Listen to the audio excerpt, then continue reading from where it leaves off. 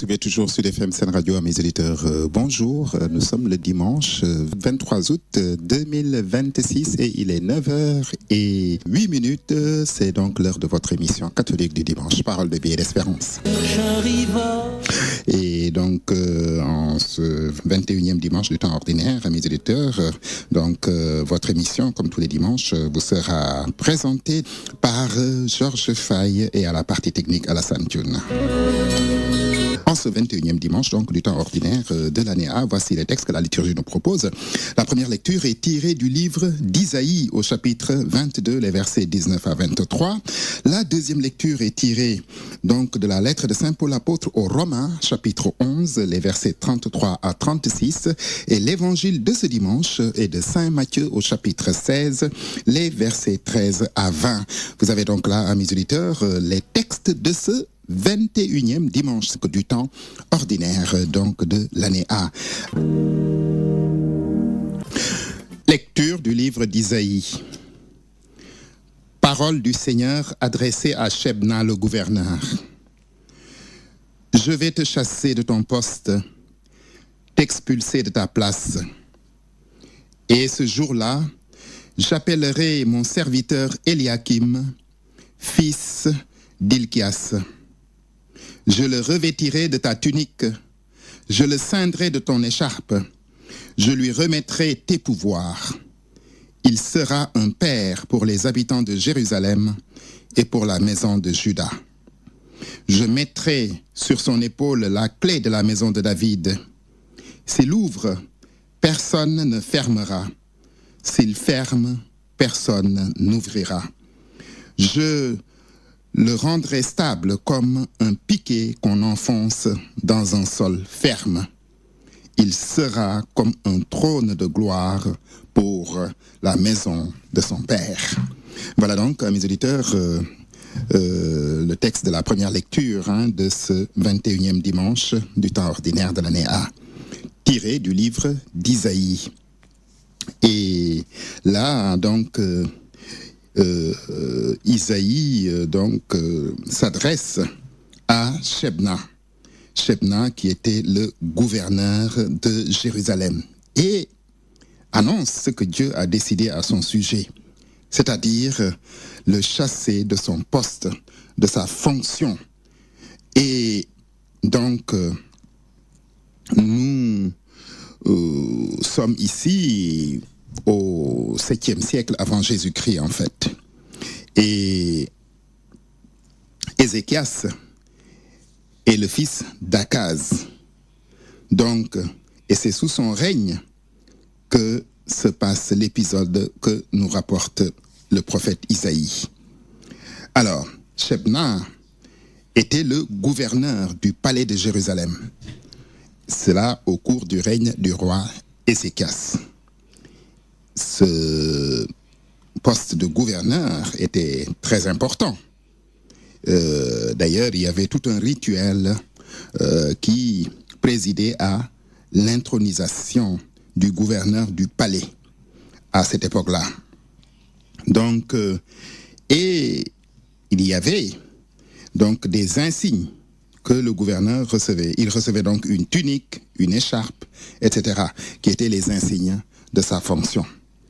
Alors, il avait, entre autres attributs, le gouverneur de Jérusalem, celui du pouvoir des clés, comme le dit le texte. Au moment de la remise solennelle des clés du palais, il recevait donc les pleins pouvoirs sur les entrées, n'est-ce pas, au palais. Donc, c'est quelqu'un donc qui était proche du roi et donc qui avait un certain pouvoir.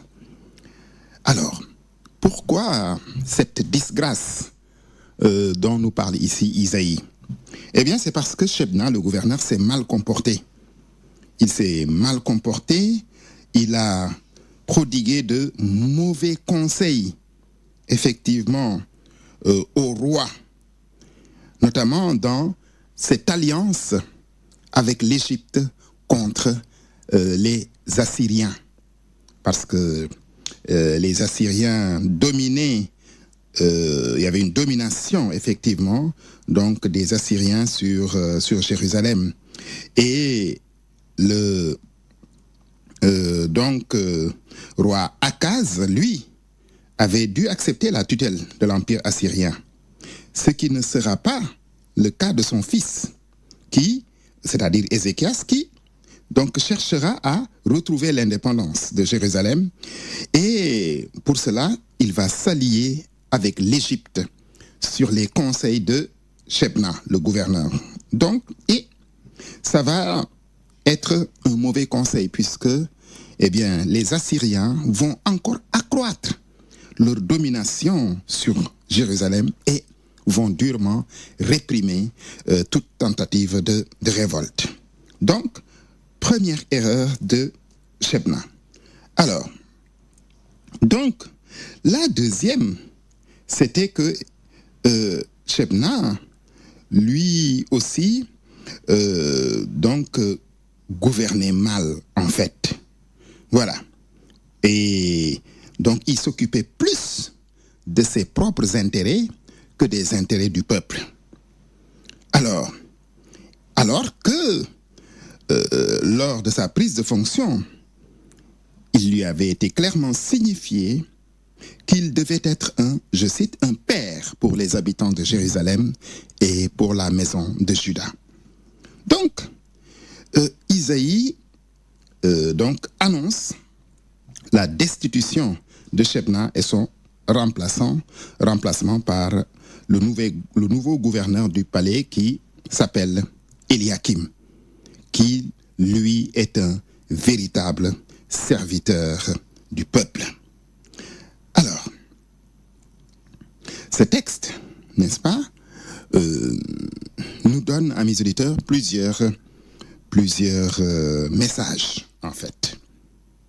Premièrement, on pourrait effectivement quand même s'étonner que la Bible, effectivement, se complaise à tant de récits historiques, ou plus ou moins touffus d'ailleurs, et à des intrigues de palais, effectivement, dont celle de Shebna et Eliakim, par exemple.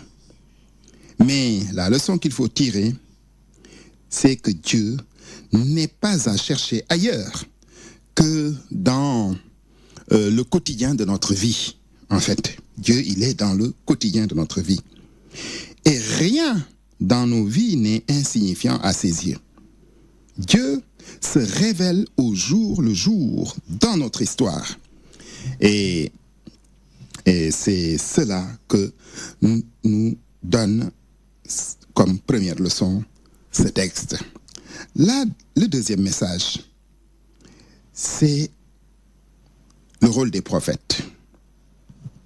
Alors, ils sont là comme on dirait aujourd'hui, des lanceurs d'alerte.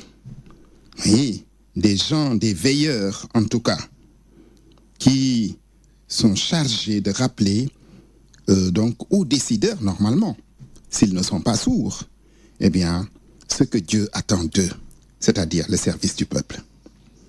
Et cela rejoint la troisième et la grande préoccupation de Dieu, et qui doit être celle de serviteur, c'est-à-dire le service du peuple. Quand on exerce le pouvoir, on doit être au service du peuple. Voilà.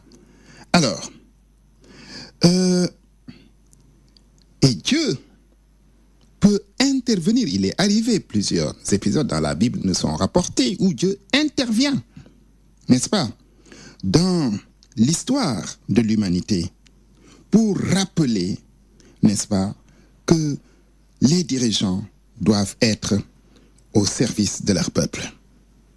Voilà. Alors, donc, ici, nous voyons que Dieu intervient et il dit, Shebna sera destitué. C'est ce que Isaïe annonce. Isaïe étant le prophète, bien entendu, le grand prophète. Alors, Dieu ici, donc, ne laisse pas son roi être privé pendant trop longtemps de collaborateurs, qui font leur travail. Voilà. Alors, donc,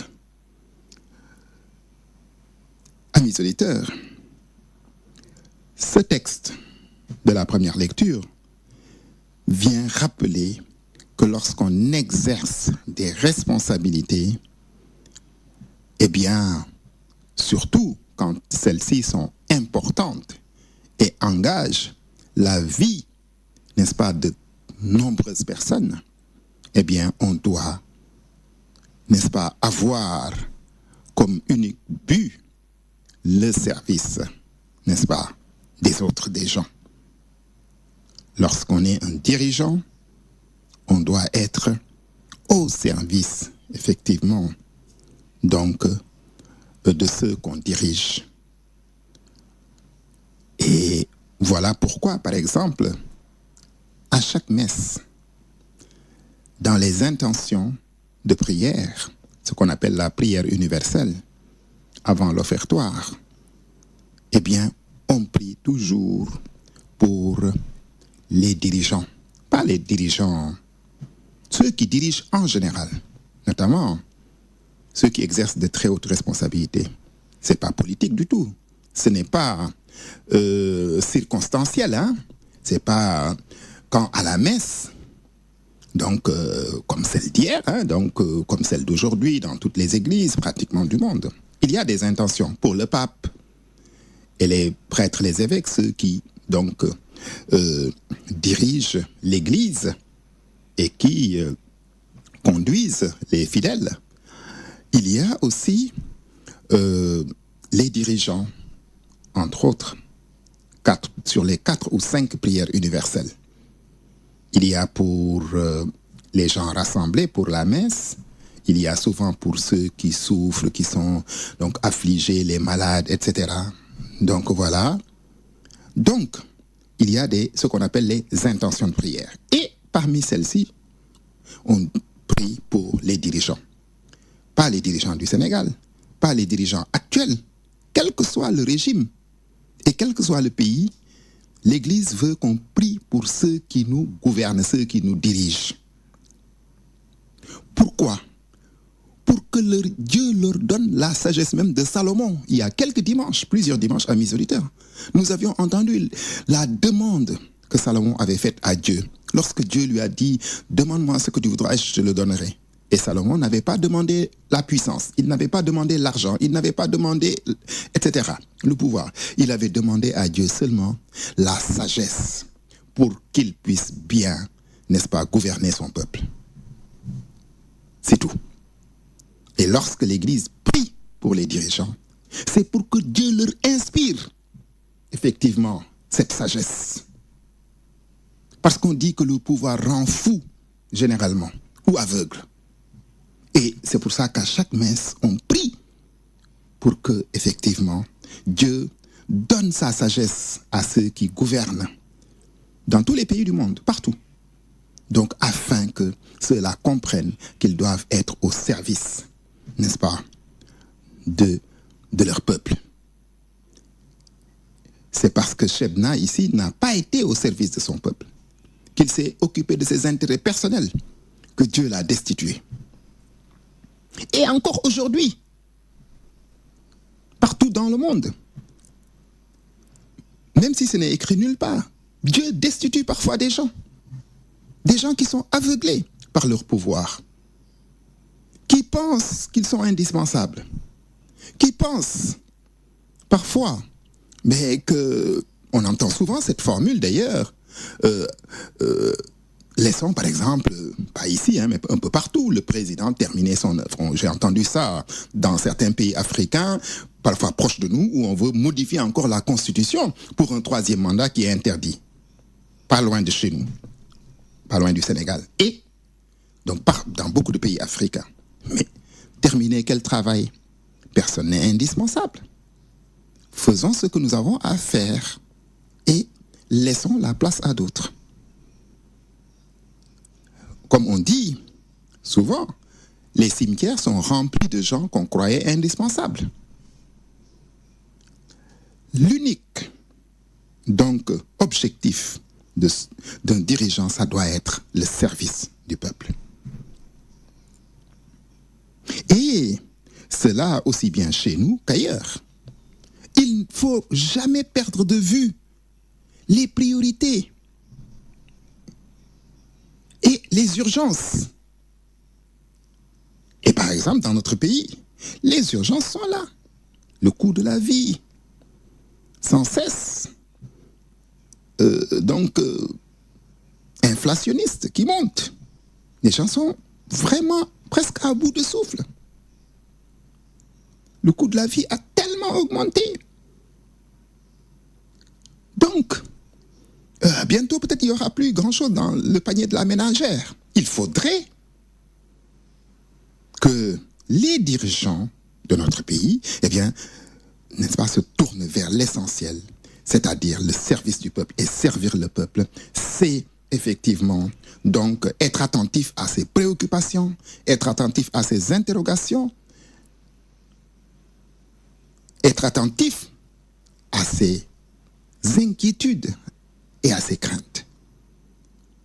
Voilà donc, amis auditeurs, la leçon, entre autres, que nous donne ce texte d'Isaïe où Dieu lui-même intervient dans l'exercice du pouvoir parce que celui qui est là pour servir le peuple, eh bien, a perdu de vue, n'est-ce pas, cet objectif et a plutôt servi ses intérêts personnels. Alors, je rappelle à mes auditeurs que vous continuez de suivre Parole de vie et d'espérance en ce 21e dimanche du temps ordinaire de l'année A.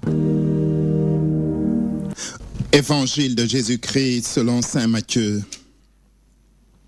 Jésus était venu dans la région de Césarée de Philippe et il demandait à ses disciples, « Le Fils de l'homme, qui est-il d'après ce que disent les hommes ?»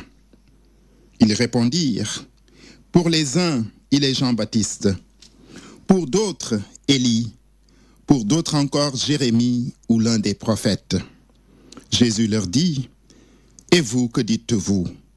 Pour vous, qui suis-je » Prenant la parole, Simon-Pierre déclara, « Tu es le Messie, le Fils du Dieu vivant. » Prenant la parole à son tour, Jésus lui déclara, « Heureux es-tu, Simon, fils de Jonas. Ce n'est pas la chair et le sang qui t'ont révélé cela, mais mon Père qui est aux cieux. Et moi, je te le déclare, tu es Pierre, et sur cette pierre, je bâtirai mon église, et la puissance de la mort ne l'emportera pas sur elle. Je te donnerai les clés du royaume des cieux. Tout ce que tu auras lié sur la terre sera lié dans les cieux, et tout ce que tu auras délié sur la terre sera délié dans les cieux. » Alors, il ordonna aux disciples de ne rien dire à personne, donc de ne dire à personne qu'il était le Messie. Voilà donc, amis auditeurs, le texte de la première lecture, donc plutôt le texte de l'Évangile, donc de ce 21e dimanche du temps ordinaire de l'année A. Alors, donc, il s'agit donc de l'évangile de saint Matthieu. Et au centre, n'est-ce pas, de cette page d'évangile, il y a donc une question. Une question que Jésus pose à ses disciples, ou plutôt, en tout cas deux. La première, pour les gens, qui suis-je? La deuxième, et pour vous, que dites-vous, qui suis-je? Et deux réponses. Celle des gens, qui d'ailleurs ne disent pas tous la même chose, parce que pour certains, il est Jean-Baptiste, pour d'autres, il est Élie, pour d'autres encore, il est Jérémie ou l'un des prophètes. Et visiblement, il n'est personne de ces gens-là. Et il leur pose la question. Et vous, que dites-vous? Pour vous, qui suis-je? Ça, c'est la deuxième question. Et la deuxième réponse, qui est la réponse d'un homme, d'une personne, devient la réponse, n'est-ce pas, de l'Église, de tous les temps et de tous les lieux. Autrement dit, un seul a raison sur tous les autres. Les autres ont faux, tout faux. Jésus, ce n'est pas Jean-Baptiste. Jésus, ce n'est pas Élie, ce n'est pas Jérémie, ce n'est pas l'un des prophètes. Comme nous le dit la finale de cette page d'évangile, Jésus va demander à ses disciples de ne dire à personne qu'il était le Messie. Donc, il n'est pas Jérémie ou l'un des prophètes, il n'est pas Élie, il n'est pas Jean-Baptiste, il est le Messie. Comme je l'ai dit, donc, les gens ne savent pas qui il est. Pierre, lui, a raison sur tout le monde. Il sait qui il est. Mais il ne le sait pas de lui-même.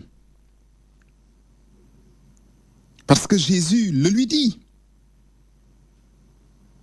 Heureux es-tu, Simon, fils de Jonas. Ce n'est pas la chair et le sang qui t'ont révélé cela, mais mon Père qui est aux cieux. Autrement dit, c'est une révélation qui amène Pierre à voir là, en Jésus, le Messie, le Fils du Dieu vivant, comme il le dit. Et, amis auditeurs, cette question, elle est l'essence, elle est au centre. C'est la question centrale de la foi chrétienne. Pour vous, qui suis-je? Donc, aux yeux de Matthieu, cet épisode de Césarée de Philippe constitue un tournant dans la vie de Jésus. Car c'est juste après ce récit qu'il ajoute. Matthieu ajoute, à partir de ce moment, Jésus commença à montrer à ses disciples qu'il lui fallait partir pour Jérusalem, souffrir beaucoup de la part des anciens, des grands prêtres et des scribes, être tué et le troisième jour ressuscité d'entre les morts. Donc, c'est vraiment un tournant, amis auditeurs. Alors, lui-même, quand il pose la question, il dit à ses disciples, le Fils de l'homme, qui est-il d'après ce que disent les hommes?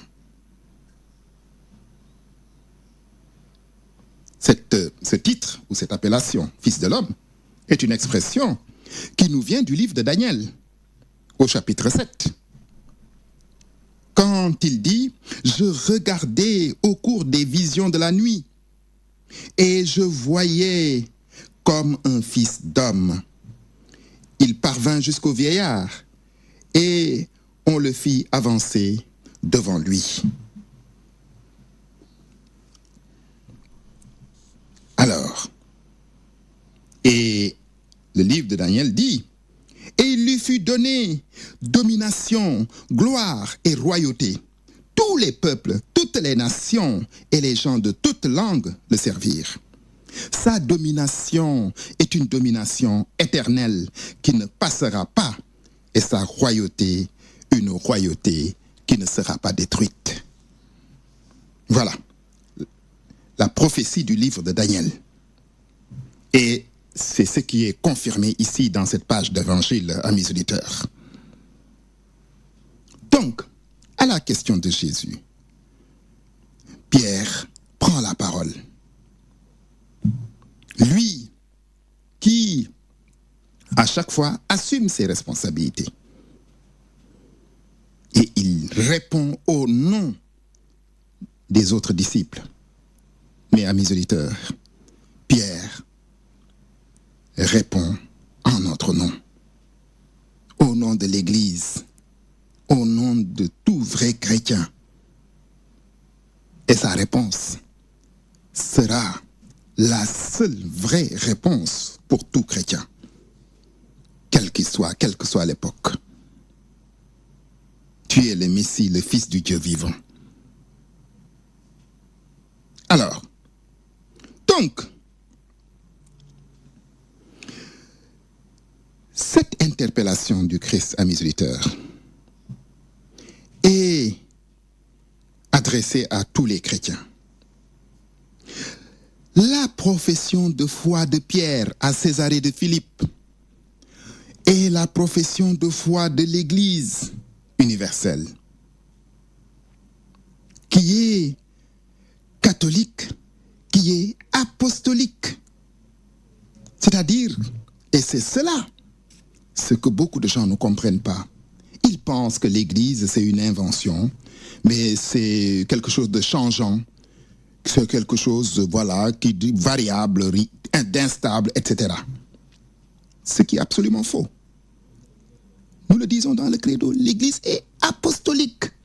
Parce que ici, dans le texte que nous venons d'entendre, Jésus, donc fait de Pierre, n'est-ce pas, le roc sur, effectivement, lequel il va bâtir son Église. Et il le dit, je bâtis sur cette pierre, tu es Pierre, et sur cette pierre, je bâtirai mon Église. Je te donnerai les clés du royaume des cieux. Tout ce que tu auras lié sur la terre sera lié dans les cieux, et tout ce que tu auras délié sur la terre sera délié dans les cieux. Cette église dont parle Jésus, eh bien, construite sur la pierre, sur Pierre lui-même, au propre comme au figuré, eh bien, les puissances de la mort ne l'emporteront jamais sur elle. Autrement dit, aux détracteurs de l'église, eh bien, Jésus dit, c'est peine perdue. Parce que l'église, elle a été fondée par le Christ, par le Messie lui-même, par celui que Pierre désigne et que nous désignons comme le Fils du Dieu vivant. Donc, c'est une barque qui est parfois en proie à la tempête, au vent contraire. Mais l'Église est une barque qui arrivera à bon port lorsque, eh bien, le Christ reviendra dans la gloire. C'est là que l'Église arrivera à bon port. Et cette Église, n'est-ce pas, qui est une, sainte, catholique, apostolique, eh bien, quittera, n'est-ce pas, notre terre pour devenir l'Église du ciel. Alors, amis auditeurs, je rappelle que vous continuez toujours de suivre Parole de vie et d'espérance sur Sud FM Sen Radio. Lecture de la lettre de Saint Paul apôtre aux Romains. Quelle profondeur dans la richesse, la sagesse et la science de Dieu. Ses décisions sont insondables, ses chemins sont impénétrables. Qui a connu la pensée du Seigneur? Qui a été son conseiller? Qui lui a donné en premier et mériterait de recevoir en retour? Car tout est de lui et par lui et pour lui. À lui la gloire pour l'éternité. Amen. Voilà donc, amis auditeurs, ce très court passage de la lettre de Saint Paul apôtre aux Romains. Et nous avons dans le texte de Paul, ce passage que nous venons d'entendre, beaucoup, n'est-ce pas, d'interrogations. Oui, d'abord, nous devons, eh bien, nous extasier devant la richesse, la sagesse et la science de Dieu. Dieu est insondable. Ses décisions sont insondables et ses chemins sont impénétrables. Mes chemins ne sont pas vos chemins. Mes pensées ne sont pas vos pensées, nous dit Dieu. N'est-ce pas? Autant la terre est éloignée du ciel, autant mes pensées sont au-dessus de vos pensées, dit-il.